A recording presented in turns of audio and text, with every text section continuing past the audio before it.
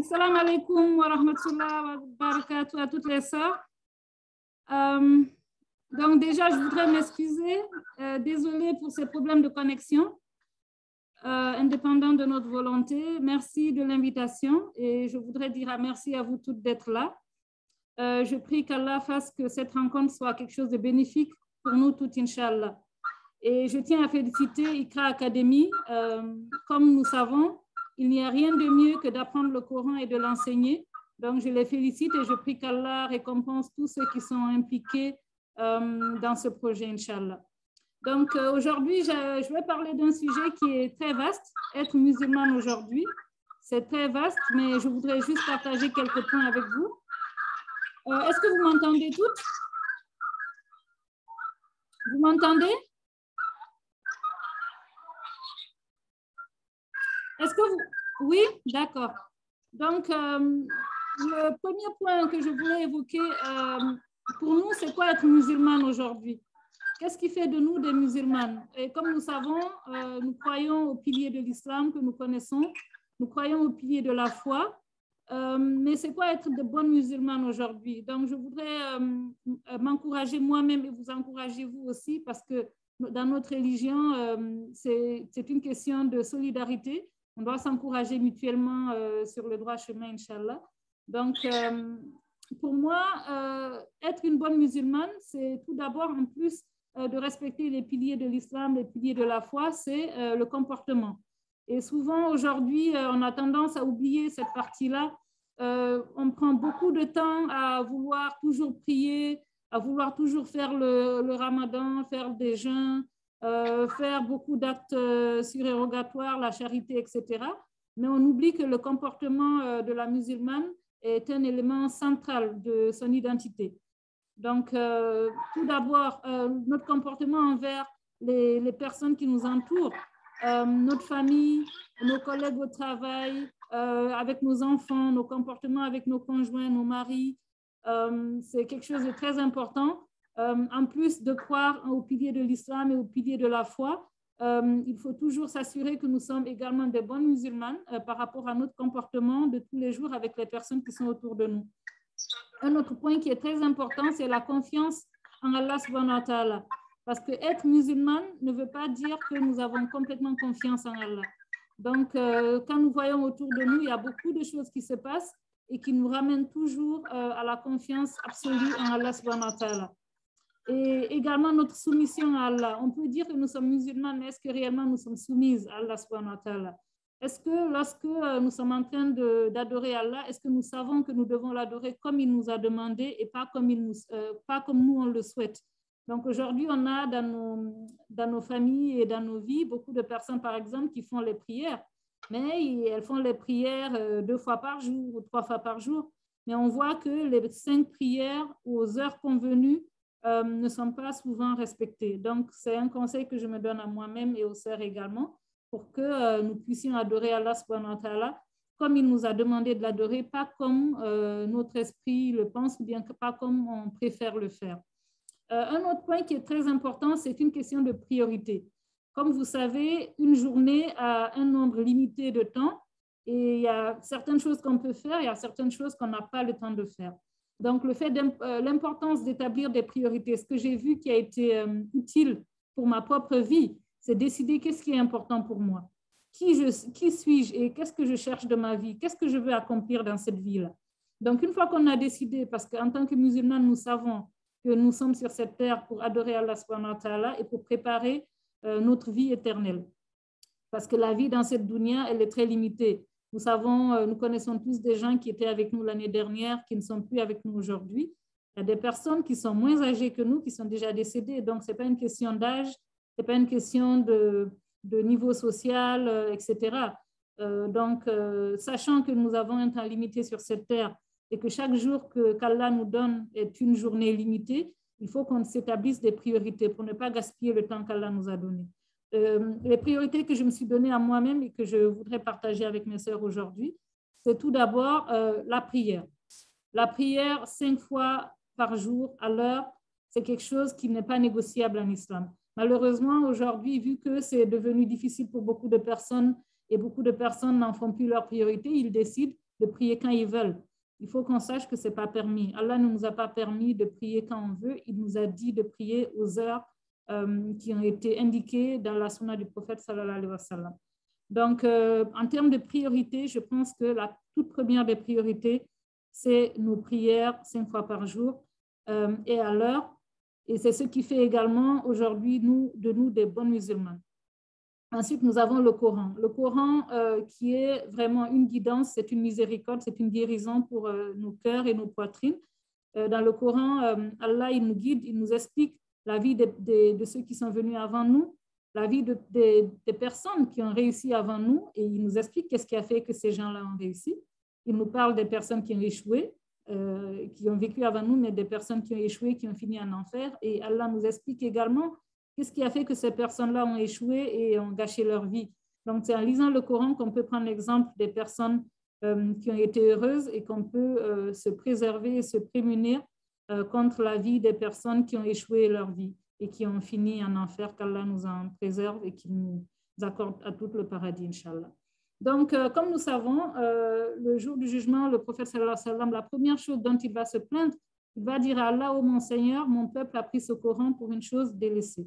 Le Coran ne devrait pas être juste un livre qu'on dépose sur nos étagères à la maison, un livre qui prend de la poussière et qu'on ne lit jamais. On doit lire le Coran au moins minimum 1 fois par jour. C'est un conseil que je me donne et que je donne à toutes les sœurs également. J'ai vu le bénéfice de cela dans ma vie. Lorsque, quel que soit l'état dans lequel je suis, parfois quand tu ouvres le Coran, c'est comme si Allah il te parlait. Il te parlait. Il y a d'ailleurs une histoire que je voulais partager. Il y a un Américain qui voulait se convertir à l'islam, donc il avait lu le Coran, mais il disait toujours à Allah en parlant dans ses doigts, « Oh Allah, j'ai envie de devenir musulman, je veux croire en toi, mais j'ai besoin d'un signe. Est-ce que tu peux me donner un signe? Et si tu me donnes un signe, je vais devenir musulman. » Et là, c'était en pleine nuit, il a ouvert les fenêtres, il y avait le vent sur les rideaux et tout, il attendait un signe, mais il ne voyait rien. Et brusquement, il a ouvert le Coran et le premier verset sur lequel il est tombé, c'est un verset de Suratul Ali Imran où Allah il dit Inna fi khalqis samawati wal ardi wa ikhtilafil layli wan nahari la ayatin li ulil albab. Dans la création des cieux et de la terre, dans le jour et la nuit, vraiment il y a des signes pour les personnes qui réfléchissent. Dès qu'il a vu ça, il a compris que c'est à travers ce Coran-là qu'Allah est en train de lui parler. Donc tout ça pour dire que parmi nos priorités, le Coran doit être en première place avec la prière et on ne doit jamais délaisser le Coran. Donc, un autre moyen pour moi de féliciter l'équipe de Iqra Academy et de les encourager et de vous encourager également à vous rapprocher d'eux pour apprendre ce Coran-là, pour le comprendre, pour savoir le lire et surtout pour comprendre pourquoi Allah il dit ça. Qu'est-ce qu'il veut me dire? Quelle est la guidance qu'il veut me donner? Quel est le médicament qu'il a mis pour moi dans ce livre qu'il nous a révélé? Donc, toujours les priorités. Une autre priorité pour nous, comme j'avais mentionné précédemment, notre comportement. Il ne sert à rien de toujours mettre l'accent sur les adorations, la prière, même le Coran dont je viens de parler, mais d'avoir un comportement qui n'est pas correct avec les personnes qui nous entourent. Comme nous savons, il y a un hadith du prophète sallallahu alayhi wa sallam qui dit qu'il y a une femme qui vivait avant nous, elle priait, elle faisait les actes d'adoration, mais elle était très, très incorrecte avec ses voisins. Elle était très incorrecte avec ses voisins et le prophète sallallahu alayhi wa sallam a dit, elle est en enfer, il n'y a aucun bien en elle. Donc parfois, il faudrait qu'on évite de se laisser piéger par Shaitan qui nous pousse toujours à mettre tout l'accent de notre vie sur des adorations, mais qui nous fait oublier que les personnes qui nous entourent doivent être des personnes qui témoignent de notre bon comportement. Donc, si nous sommes mariés, notre mari, nos enfants, si nous en avons, nos parents, surtout. Parce que même si on n'est pas marié, on a des parents. Tous ces gens doivent pouvoir témoigner de notre bon comportement. Donc, c'est très important de se rappeler qu'en termes de priorité dans la vie, c'est corriger notre comportement avec nos proches, s'assurer qu'on fait nos 5 prières à l'heure, s'assurer que nous avons une relation avec ce Coran qu'Allah nous a révélé. Donc, c'est un peu ce que je voulais mentionner comme point très important par rapport au fait qu'on doit être des bonnes musulmanes de nos jours. Et maintenant, pour conclure, je voudrais dire qu'aujourd'hui, le fait que nous avons nos vies aujourd'hui, nous sommes ici aujourd'hui, rien ne garantit qu'on sera là demain. Et qu'est-ce qu'on peut faire pour profiter de ce temps-là, pour s'assurer que lorsque Allah va décider de nous reprendre, ça peut être aujourd'hui, ça peut être demain, ça peut être dans 10 ou 20 ans, on ne sait pas. Compris qu'Allah nous accorde une longue vie et qu'on puisse faire de très bonnes œuvres, Inch'Allah. Mais on ne sait pas. Comment faire pour se préparer à tout moment si l'ange de la mort nous vient et qu'on ne regrette pas? C'est s'assurer qu'on met Allah toujours au centre de nos vies et que les comportements, je reviens toujours sur ça parce qu'il y a tellement de cas que je vois et dans ma propre vie, j'ai vu l'importance de vraiment changer mon comportement, de m'améliorer et de prendre cela comme base pour cheminer vers Allah subhanahu wa ta'ala. Donc, pour s'assurer qu'on ne gaspille pas le temps qu'Allah nous a donné, parce qu'aujourd'hui, il y a des personnes qui sont décédées, elles veulent revenir sur cette terre, ne serait-ce que pour 24 heures, pour pouvoir adorer Allah, pour pouvoir faire la paix et se réconcilier avec ses proches. Donc, je voudrais qu'on ne perde plus le temps, qu'on réfléchisse à qui nous sommes, qu'est-ce qu'on fait sur cette terre et comment on peut faire pour vraiment gagner le maximum de cette vie, parce que cette vie, elle est temporaire. Cette vie, c'est comme un investissement pour l'au-delà, Inch'Allah. Donc, c'est ce que je voulais partager avec vous aujourd'hui. Je vous remercie d'être là et je prie qu'Allah fasse que cette rencontre soit une rencontre qui vienne dans la balance de nos bonnes œuvres le jour du jugement. Donc, Allah nous renforce, qu'il nous facilite, qu'il nous pardonne et qu'il nous accorde son paradis de par sa miséricorde, Inch'Allah. Donc, merci à toutes et si vous avez des questions, Inch'Allah, je peux les prendre. Merci. Salam alaikum.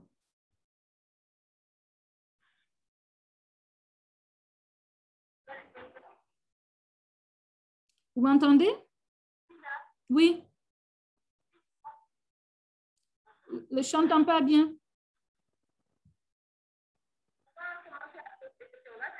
Oui, là, je t'entends bien. Oui. Est-ce que vous m'aviez entendu tout à l'heure? J'espère que ça n'avait pas coupé. Super. Alhamdulillah. Alhamdulillah.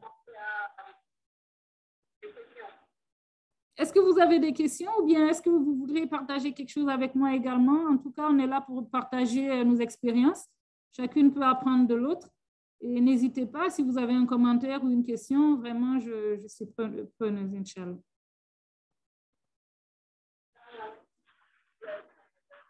Alaykoum salam.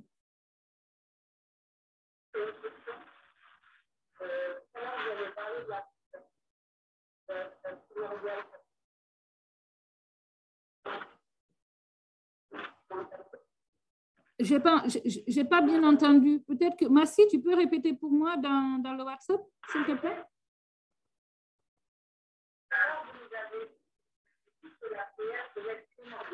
Oui.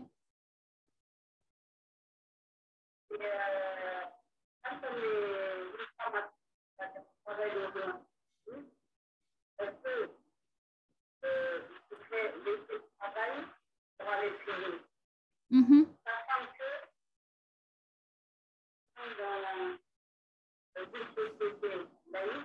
Oui.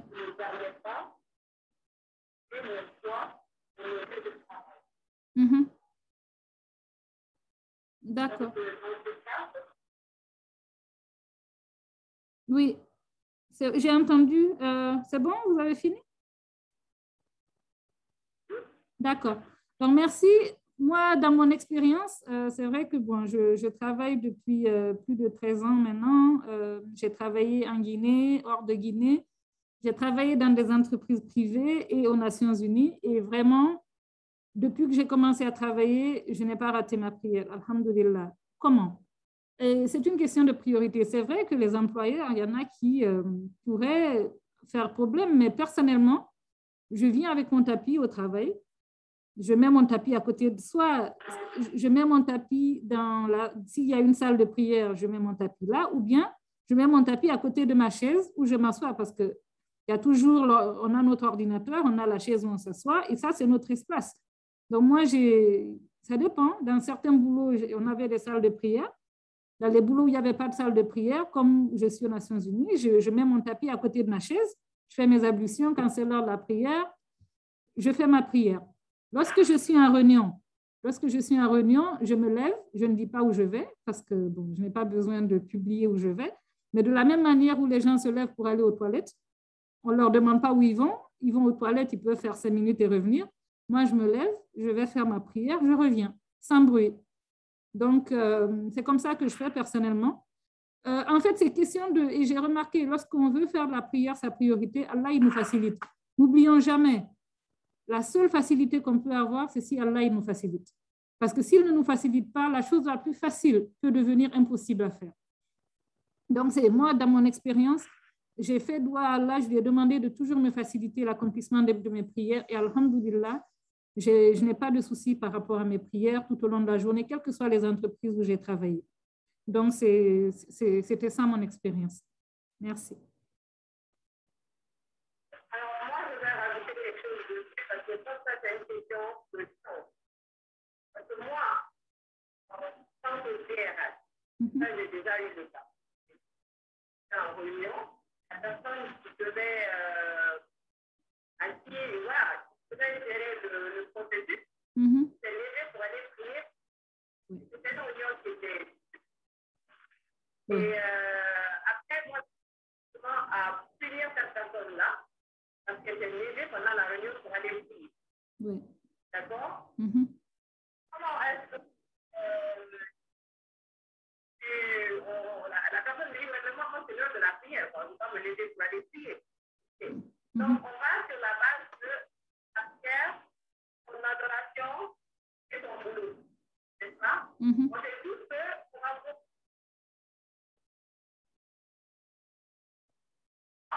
dans le boulot. Il y a beaucoup de personnes qui ne l'ont pas forcément. D'accord? On peut aller avec des gens qui sont beaucoup d'expérience, qui ont beaucoup plus intelligents que nous, mais c'est nous qui avons le boulot et pas cette personne-là. Donc, moi, je suis d'accord que c'est Dieu qui donne le boulot aux gens. Je crois qu'il faut faire attention. Les débuts dans une entreprise, il faut faire très attention. Il ne faut pas attirer l'attention sur toi à tes débuts. D'accord? Dieu, il t'a donné la chance qu'il n'a pas donnée aux autres. Il t'a donné un autre boulot. Ton travail, même la façon dont tu fais, ton comportement dans ton travail, c'est une forme d'adoration de Dieu. Ça, je crois qu'il faut d'accord dessus. Si tu as une entreprise où les gens sont ouverts, est-ce que tu as la possibilité de... Nous, après, c'est facile, on est à des postes de responsabilité. On gère notre calendrier. On décide de ce qui se passe dans la journée. Quelqu'un qui est en bas, qui n'est pas encore à ce niveau-là, n'a pas ce luxe-là. D'accord? Ne peut pas forcément se lever aux heures de prière pour aller prier parce que tu auras des problèmes au boulot. Donc, à mon avis, tout commence par ton intention. Tu as dit tout à l'heure, il faut faire beaucoup de gloire, mais il ne faut pas forcément attirer l'attention sur toi. Il y a des intervalles des heures de prière. Il y a des intervalles. Donc, il faut t'amener que dans l'intervalle de l'heure, tu as la possibilité de te lever pour aller prier. C'est pas quelque chose que tu fais brusquement. C'est pour dire, ok, moi, je m'en vais. Voilà, c'est l'heure de la prière. Donc, moi, je fais ce que tu veux. Je prie. D'accord? C'est pas forcément l'approche là qu'il faut connaître. Tu finis de faire ton travail, la tâche que tu as à faire, tu finis de la faire. Tu t'assures que si tu n'as pas peut-être une heure de pause, si toi tu as une heure de pause, tu prends tes pauses en 15 minutes, et tu mets tes pauses par rapport aux heures de prière. D'accord? Tu t'assures que l'intervalle que tu as pour la prière, tu as le temps de faire ta prière dans cet intervalle-là. Parce que, encore une fois, tu as avec le halal qui t'est donné pour pouvoir s'occuper de ta famille, de toi-même, de tes enfants. Ça, c'est oui, absolument, c'est vrai. Hein? En fait, il faut faire très attention. On n'est pas là pour attirer l'attention et puis on n'est pas là pour prouver quelque chose à quiconque. C'est ça, en fait, que je demande aussi aux sœurs d'avoir une certaine maturité. La maturité, c'est quoi? C'est qu'on n'est pas là pour justifier ou prouver quelque chose à qui que ce soit. On est là juste pour adorer Allah subhanahu wa ta'ala. Donc, en général, la prière dont on parle, c'est Asr. Parce que la prière de Zour, à 13h30, 14h, ça coïncide avec l'heure de la pause. Donc, toute personne peut prendre 5 minutes pour faire sa prière. La prière la prière de 16-17 heures, justement, c'est cette prière-là qui parfois fait que c'est cette prière qu'on est en général occupé dans des réunions ou bien qu'on n'a pas une pause. Donc, on est en train de parler en fait d'une prière parce que la prière du matin, on est à la maison. Celle de 13-14 heures, on est en pause. Maintenant, celle de 16-17 heures, c'est de celle-là qu'on est en train de parler. Et pour celle-là, justement, tu peux te lever calmement, sans faire de bruit, aller faire ta prière. Moi-même, en tant que stagiaire, depuis que j'ai commencé, j'étais en Mauritanie. Lorsque j'étais stagiaire, j'étais en Mauritanie, je faisais mes prières. Mais c'est vrai que c'est un pays musulman, mais j'étais dans un environnement non musulman en Mauritanie, bien que le pays soit musulman. Donc, tout ça pour dire qu'on n'est pas là pour attirer l'attention. En quelques minutes, on a fait notre prière sans faire de bruit, mais vraiment, il faut faire beaucoup de doigts et surtout, comme a dit la sœur, il faut s'assurer que notre travail, on veut le préserver. Et une fois également qu'on s'assure de ça, on aura le bon comportement. Mais il ne faut pas, parce que c'est une obligation, prendre cela comme une excuse pour se comporter de manière peut-être brutale ou agressive. Non, parce que ça ne sera pas accepté. Ça ne sera pas accepté. Donc, oui, je suis d'accord, vraiment, c'est très important. Et ce que j'ai remarqué aussi dans l'espace professionnel, lorsqu'on respecte nos préceptes religieux, nos collègues et même nos patrons, ils vont nous respecter et avoir confiance en nous. Parce qu'ils savent, en tant que musulmans, ils connaissent, même si eux, ils ne sont pas musulmans, ils savent quelles sont les obligations qui sont sur nous. Donc, si on montre qu'on est prêt à tordre le cou à nos obligations, ils vont se dire, mais OK, si elle fait ça même pour sa religion, demain, même pour les intérêts de l'entreprise, elle fera pareil. Moi, j'ai constaté que même dans mon travail, le fait de respecter mes obligations professionnelles, mes obligations religieuses, m'a donné une meilleure image dans mon travail également. Parce que ça montre que je suis une personne qui respecte des principes et qui n'est pas prête à tordre le cou à mes principes. Donc, ça fait également que ton superviseur, ton employeur, il aura plus confiance en toi si réellement il est de bonne foi. À vous. Merci.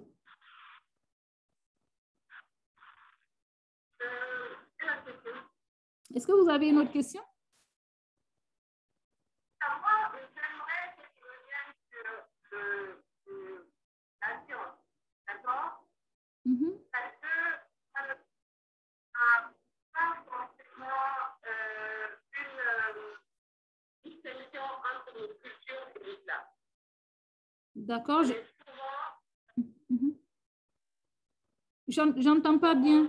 Je n'ai pas bien entendu la deuxième partie de ta phrase. On est souvent très... on ne connaît pas la différence entre ce qui est la culture et ce qui est l'islam. C'est vrai. Souvent, chez nous, on fait faire des choses au nom de l'islam, on nous dit des choses au nom de l'islam qui n'est pas forcément la vraie vérité. Oui. Donc, j'aimerais que tu sur la science. Parce que quand on ne sait pas, c'est très difficile de se cramponner dans quelque chose. On s'approche à quelque chose parce qu'on disait tout à l'heure que chacun cherche le savoir. D'accord? Oui. Mais avoir la Dieu dans sa grandeur, il aurait pu prendre tout le Coran, donner au prophète en 1 heure. Oui. Oui. Mais il a donné 3 ans. Absolument. Pour recevoir la 3 ans.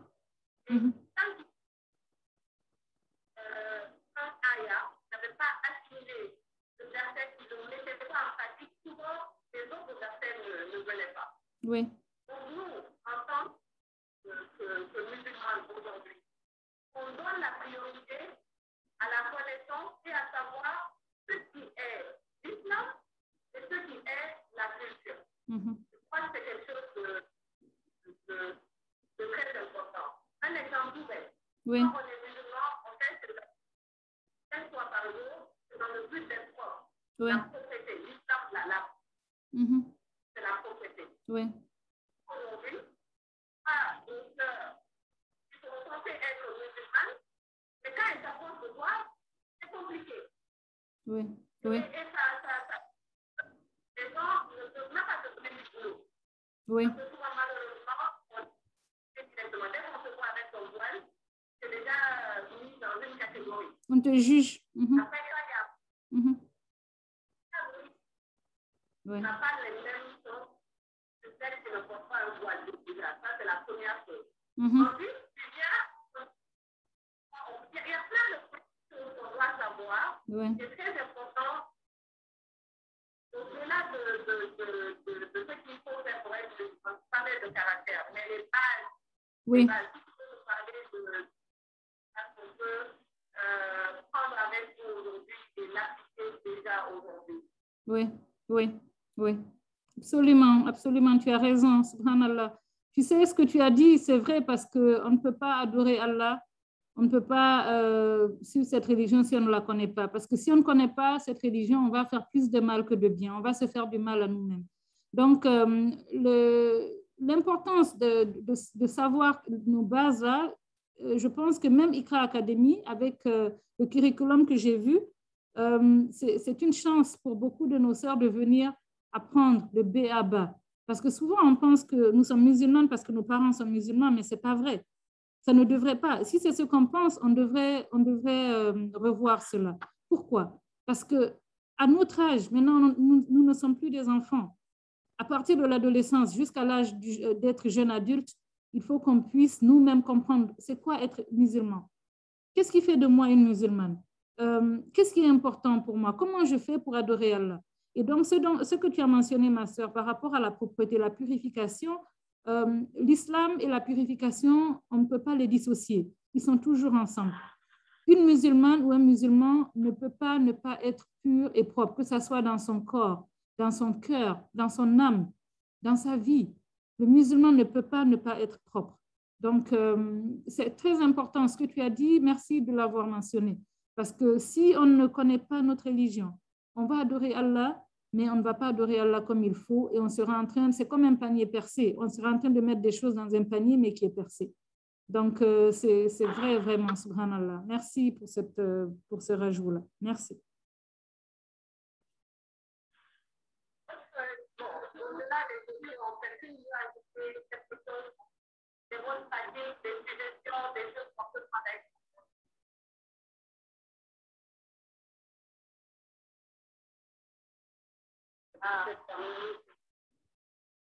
Mm-hmm.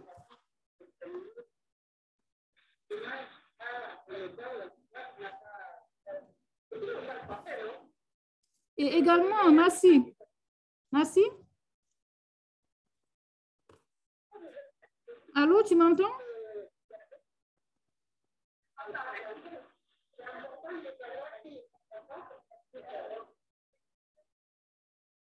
Allô, oui, tu m'entends? Allô?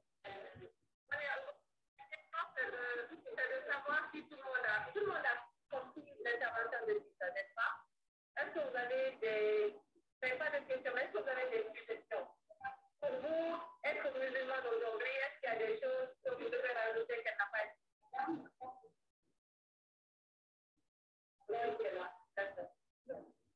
Ok. Est-ce que quelqu'un peut faire un one-on-one avec elle après? Ok. Vous allez vous le dire. Oui. Lisa, tu es là? Oui, je suis là. Dis-moi. Okay. Est-ce qu'il y a quelqu'un qui veut rajouter quelque chose? Suggestion.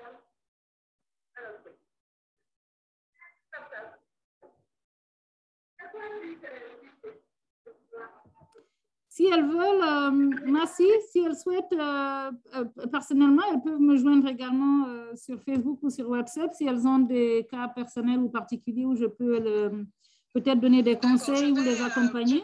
Tu leur diras. Voilà. Elles pourront, si elles souhaitent. Tu m'entends? Ok, je vais partager voilà. ces infos avec tout le monde. Il y a Hafsa oui. qui veut parler d'un sujet. D'accord, ok.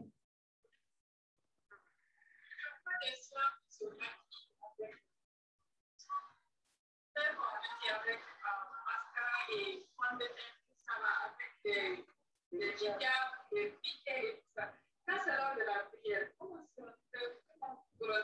parce que j'ai eu l'expérience d'une sœur avec ça.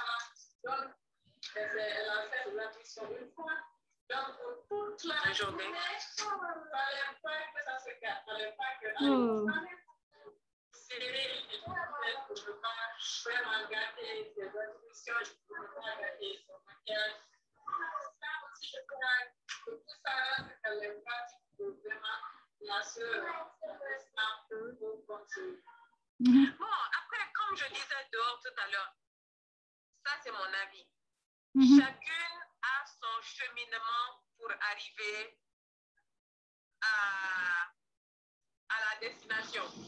C'est ça, là-bas. Donc, nous, on ne sait pas forcément c'est quoi la destination, n'est-ce pas?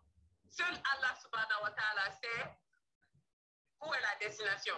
Donc, si pour celles qui se maquillent là, si tu ne dois pas laver ton visage et tu penses que c'est ce qui est bon pour toi aujourd'hui, alhamdulillah, tu le fais, c'est toi et lui, quoi.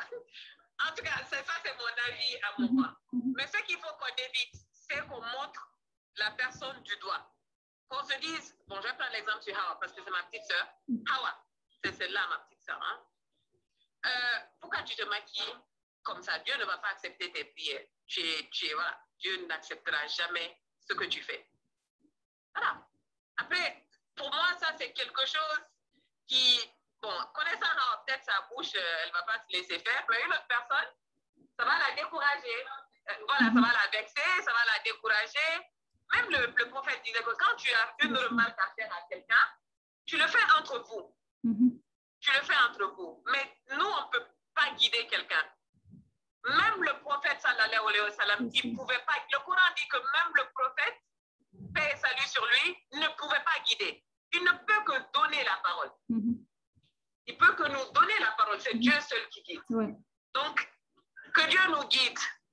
Qui nous mette sur son chemin. Déjà, le fait de venir ici, c'est une grande baraka. On aurait pu faire 1000 autres choses. C'est samedi aujourd'hui. On aurait pu être ailleurs, mais il nous a mis ici.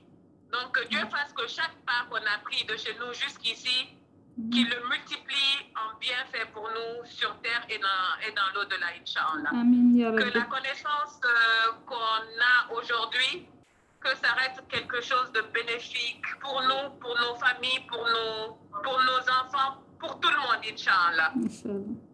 Qu'on soit des sœurs dans Al-Jannah, qu'on puisse se regarder, se faire des bisses de l'autre côté là-bas. Que Dieu fasse que ça soit quelque chose de continuel. Comme je disais, honnêtement, personne n'a la science ici. On ne connaît rien du tout. Tous les jours, on apprend. Tous les jours, on apprend. Donc, chacune peut apporter quelque chose à la pierre, en tout cas. Oui, c'est vrai. Absolument. Okay. Absolument. Absolument. D'autres suggestions? Quelqu'un veut dire quelque chose? Nordine, Tata, Safi, derrière, oui. Votre nom? Aïcha Djiba. Oui, Aïcha. Wa alaykoum salam. Wa alaykoum salam.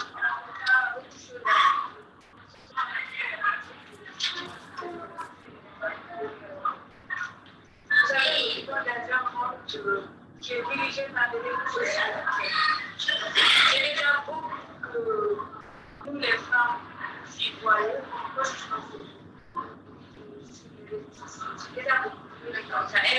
et nous tous en offre.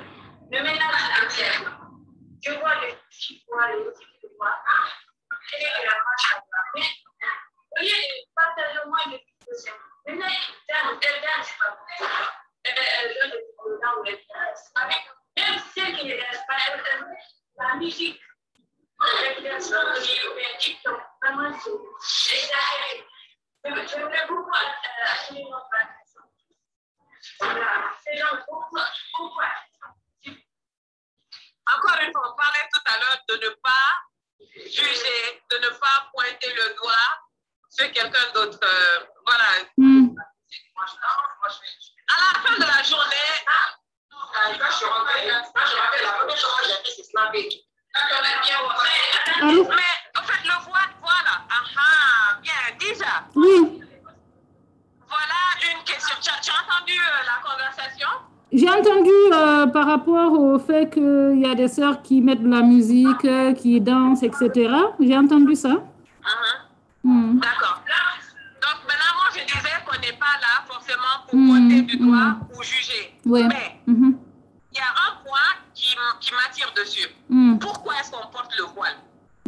Pourquoi les gens décident de porter Ouais. Voilà. Ouais. Ça, c'est une question à tout le monde. Hein. Peut-être c'est nous, chacune doit aller méditer pour elle-même. Est-ce qu'on porte le hijab aujourd'hui, c'est devenu de la mode. Hein. C'est la mode. Tu portes parce que, voilà, c'est la mode. C'est pas par conviction qu'on le porte. Non, c'est pas par conviction, hein, c'est la mode. En fait, d'accord. Ouais. Excusez-moi, celles qui sont en noir, ouais. Je vais dire ça. C'est pas un truc. Les femmes qui portent le noir, tu portes le noir pourquoi? C'est notre culture, c'est arabe, on porte le noir pourquoi? Tu vois, donc tout le monde le fait, maintenant c'est par effet de mode. C'est pas forcément par conviction. Donc je crois que, Aïcha, là, ça c'est quelque chose que nous tous on doit ramener avec nous à la maison. C'est on porte, celle qui porte le voile en tout cas, tu portes ton voile pourquoi? Et c'est pour qu'on te dise, Hawa, c'est toi la plus pieuse. Hawa est tellement pieuse que Hawa porte le voile. Mais le comportement que Hawa a, c'est Aouzou Billah. N'est-ce pas? Mais Hawa porte le voile quand même. Ouais. Tu comprends ce que je veux dire? Ou tu peux faire tes 5 prières, mais tu es la plus mauvaise. Tu fais les 5 prières, mais dès que quelqu'un passe, il dit, oh, tu as vu Nourdine là? Mon Dieu! Tu vois, en fait, c'est tout ça. Ça veut rien dire. Ouais. Ça veut rien dire. C'est comme tu as dit tout à l'heure, c'est ton caractère. Ouais. Travaille sur toi. Ne porte pas parce qu'il faut porter. Tu le portes, ton intention de le faire. Est-ce que c'est parce que tu veux que tout le monde pense que c'est toi qui es la meilleure? Parce qu'au fond de toi, c'est pas ça. Mais nous, on ne voit pas ton fond, c'est Dieu qui voit. Ou est-ce que, je ne sais pas, mais chacune doit pouvoir se remettre en question et surtout ne pas pointer le doigt sur l'autre. Ouais. Je pense que notre espace ici, là, j'insiste sur ça parce que je veux que ça soit quelque chose qui reste. On n'est pas là pour juger. On ne juge pas. On n'est pas là pour juger. On n'est pas là pour dénoncer. On n'est pas là, non. Ton islam, c'est ton islam à toi. Si tu penses que tu es guidé, c'est toi qui connais tout, Masha'Allah, Alhamdulillah, que Dieu te guide. Nous, on est tous là en train d'apprendre. Et Dieu sait qu'on va faire des erreurs. On est des êtres humains. Il sait que tous les jours, on va faire des erreurs. Mais il dit qu'il aime les gens qui reconnaissent leurs erreurs, qui demandent pardon et qui reviennent vers lui. Et je crois que le but, en fait, c'est ça. Non, je voulais dire quelque chose après, Tata Safi.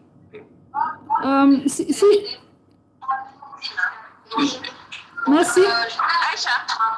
Oui, déjà. Désolée, je dois partir. Je voulais juste faire un commentaire, partager avec les sœurs. Et après, s'il y a certaines sœurs qui voudraient me poser des questions directement, tu pourrais leur partager mes contacts, s'il te plaît. Mais avant de partir, parce qu'il y a mon bébé qui commence à pleurer, je voulais... en tout cas, il a beaucoup de femmes. Ce que tu as dit, merci, c'est très important. Il faut qu'on sache pourquoi on fait ce qu'on fait. Premièrement, tu sais, Shaitan, il est très mauvais. Parfois, quand il sait que tu as le potentiel d'être bien, il ne te dit pas de ne pas le faire. Il te laisse faire le bien, mais après, il va corrompre ce que tu as fait. Comment? Maintenant, toi, tu as commencé à faire une bonne action, tu t'es voilé. À force de juger les autres ou de t'intéresser aux autres, de ne pas s'occuper de ta propre foi, tu risques de gâcher l'effort que tu as fait. Donc, moi, je pense qu'il y a une limite. D'un côté, on connaît quand même les préceptes de notre religion. Par exemple, la musique. Moi, avant, j'écoutais, mais je n'écoute plus la musique parce que j'ai compris que la musique et le Coran, c'est comme l'huile et l'eau. Ça ne peut pas se mélanger. Lorsque j'étais en train de mémoriser, chaque fois, je me rendais compte que la musique faisait que j'oubliais même ce que j'ai mémorisé. Donc, c'est vrai que le livre d'Allah subhanahu wa ta'ala ne peut pas facilement, ne peut même pas se mélanger à d'autres choses. Mais ce n'est pas notre place de juger. Par contre, si on a des amis ou des personnes à qui on peut parler directement, pas pour leur faire honte, pas pour les mettre, pas pour les indexer, mais de manière humble, de manière sincère, leur dire « Ah, ma sœur, moi j'ai essayé ça, ça n'a pas marché. » Essaye d'éviter ce genre de choses. Parce qu'également, notre religion, c'est une religion où on se donne des conseils. Mais lorsqu'on donne le conseil, on le donne de manière privée. On ne le donne pas devant les gens. On le donne également avec une bonne intention. En faisant ça, Inch'Allah, Allah va faire que la personne pourra s'améliorer à travers nos conseils et on prie qu'Allah accepte ça de nous. Donc, c'est important de s'intéresser à soi-même. Toujours savoir pourquoi on fait ce qu'on fait. On le fait pour Allah. Les hadiths mentionnent que les premières personnes qui seront jetées en enfer, c'est quelqu'un qui a mémorisé le Coran, c'est quelqu'un qui est mort. un djihad et c'est quelqu'un qui a donné beaucoup de charité. L'enfer sera peuplé des gens qui pensent avoir la oui, science. exactement. Ceux mais qui ont mémorisé le Coran sont les gens qui seront le plus dans l'enfer. Mais parce qu'ils n'auront pas... que tu ne guides pas bien les autres, oui. Donc tu as ton péché et le péché de toutes les autres personnes autour de toi. C'est pour ça, avant de dire quelque chose, va chercher. Et surtout, mais cherche dans le Coran et passe par quelqu'un. Oui, et avoir une bonne intention, ma chérie. Avoir une bonne intention, vraiment. Si tu aimes quelqu'un, il y a des manières de lui parler, il y a des manières de le traiter. Donc, vraiment avoir une bonne intention, ne pas juger les autres. On ne doit pas juger quelqu'un. Parce qu'on ne sait pas quelle est la vraie situation de quelqu'un. On ne sait pas. Si Allah nous avait donné les mêmes tests qu'il a donnés à cette personne, peut-être qu'on serait pire. On ne sait pas. Donc, je pense qu'on est là pour s'entraider, mais on est là également pour se partager la vérité. Il faut trouver un moyen de parler aux sœurs, de lui donner un conseil entre toi et elle. Mais voilà, pour conclure, vraiment, moi, je voudrais vraiment dire merci. Mais le fait que vous êtes là, comme Massi a dit, ça veut dire que vous avez laissé beaucoup de choses, vous êtes venus. Donc, vraiment, qu'Allah nous accorde la récompense pour toutes nos bonnes intentions, qu'il nous pardonne et qu'il rectifie nos erreurs, parce qu'on est en train de faire beaucoup d'erreurs. Qu'il rectifie nos erreurs, qu'il fasse qu'on ne se juge pas mutuellement, mais qu'on progresse dans notre cheminement vers lui, Allah subhanahu wa ta'ala. Donc, je voudrais vraiment vous remercier et voilà, on garde le contact et n'hésitez pas à écrire. Moi aussi, vraiment, je suis disponible. Donc, ma soeur, merci beaucoup, vraiment. Al-Barka. Al-Barka. Merci beaucoup déjà, merci. Salam alaikum. Inch'Allah. Je partagerai en contact avec celles qui le veulent. Merci beaucoup. Merci. Salam alaikum. Merci beaucoup. Bye.